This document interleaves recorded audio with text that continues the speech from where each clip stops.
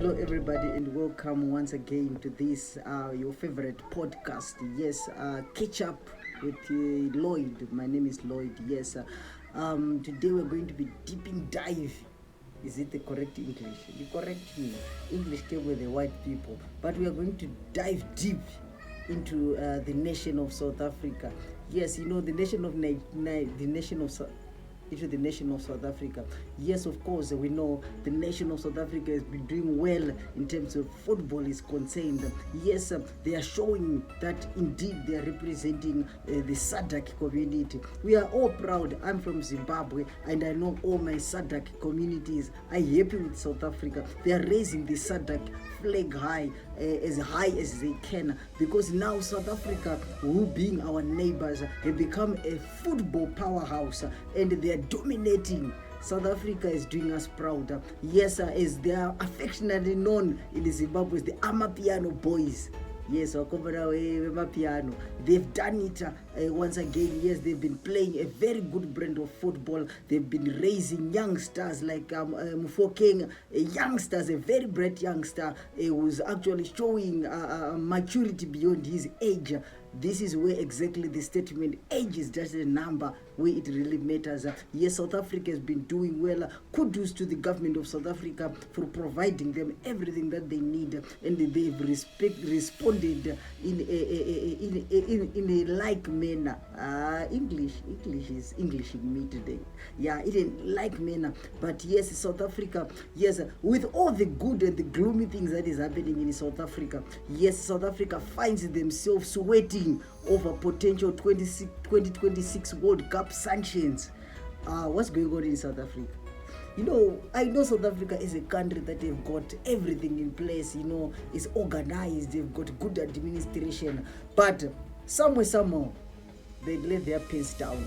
Yes, South Africa are waiting to discover if they be sanctioned for fielding an ineligible player in the 2026 FIFA World Cup qualifier victory against Lesotho last Friday. Yes, they played their neighbors, Lesotho. Should we say neighbors? Because I believe Lesotho is actually in South Africa. So Bafana midfielder Tebogo Mokoena should have saved one match ban before picking up a yellow card against Benin and Zimbabwe earlier in the campaign. Instead, the 20-year-old held his side to win 2-0 in Polokwane, and Lesotho have submitted a query to the world governing body FIFA about the incident. It's very funny. You see, sometimes you are fought by the people from around you, those who think they are friends. You know? My friend, my friend. They are the same guys who really fight us. Imagine, Lesotho, there's nothing to play for. They are never going to qualify for World Cup. They benefit everything if South Africa qualifies for World Cup. But guess who reported this incident? Yes, your guess is good as mine. Lesotho were going against South Africa, saying that South Africa played a player who was not supposed to play. We are hoping for them to respect their own regulations and act appropriately. Lesotho Football Association Secretary General Makosi Mohapi told BBC yesterday. Yes, he was very vocal. This guy was very vocal. Say, you guys from FIFA, you need to put your house in order. Remember, you are the one who put those rules and regulations in order. You need to follow them. I feel very pity for a country like Lesotho, because if South Africa if South Africa qualifies for the World Cup, at least as these guys from SADC down here in Southern African Hemisphere will be able to watch one of ours, playing in the greatest stage. And let me tell you for a good reason. South Africa this time around, I really feel like they are a united team. They're a team to beat. Even if it goes to the World Cup, I believe, you see, this year, I'm putting my money in South Africa. Even with these as a points deduction that can come, I still believe South Africa have got the arsenal, we've got the firepower, to top the group, because when this happened, Nigeria was hoping that South Africa points would be deducted, and they were also hoping to beat Zimbabwe, who happens to be South African neighbors, so that they can they can close the gap, so that they can also now push. If South Africa lose points and they're winning points, maybe they can give South African pressure. But guess what? Zimbabwe was very resilient when they went to Nigeria in Uyo. Yes, Zimbabwe managed to stage a fight against the African giants of Nigeria, of course, the Super Eagles. Yes, Zimbabwe managed to draw that game 1-0 away from home, which killed all the hopes of the Nigerians. And social media is ablaze with Nigerians shouting, angry about what Zimbabwe has done. You can see them. How are we drawing to Zimbabwe? Make it make sense. Yes, they are very bitter. I don't know. They thought that Zimbabwe is just a walk in the path.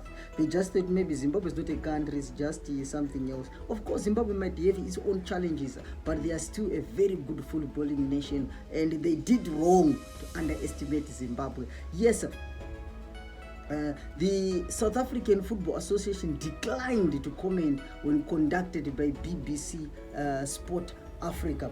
Mukwena was withdrawn from the squad to face Benin in Tuesday qualifier, and after the 2-0 win that took the side 5 points clear of top of Group C, national team coach Hugo Broos said the matter is something that will be sorted over the next week. Coach is saying, no guys, don't worry, don't relax, we're going to sort it out. Okay, you can take the 3 points. You see, my thing with South Africa is, even if 3 points is deducted from them, South Africa can still qualify. I believe so. South Africa can still qualify. This year South Africa is playing very beautiful soccer. I'm telling you, South Africa is a team to watch in Africa at the moment. Yeah, I know you are thinking what I'm thinking. Lloyd, what about Nigeria? What about Ghana? What about Tunisia, Algeria? You need to put South Africa in those categories. Now they are really knocking at the door. They really need to be there. They deserve to be in top of African football giants. South Africa are doing it. And the best thing after all these things, South Africa is making good football using local players. You see, most of South African players are playing in local league. We have the most delightful player, I'm even saying, is the youngster of the year in Africa. I think it's only that he's situated in Africa. You could have fought it with Lamine Yamal. He's the Lamine Yamal type of a player. Yes, Mofokeng, the player who plays for Orlando Pirates, a delight to watch, a star in the making. I'm hoping and praying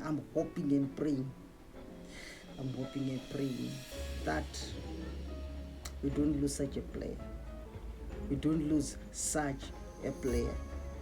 I'm praying and I'm hoping South African board is listening to what I'm saying. We really need that youngster. He's a star to shine. At the moment, as it stands, South Africa are topping the Group C of World Cup qualifiers with 13 points, having played 6 games. On number 2, there is a country called Rwanda. They've got 8 points.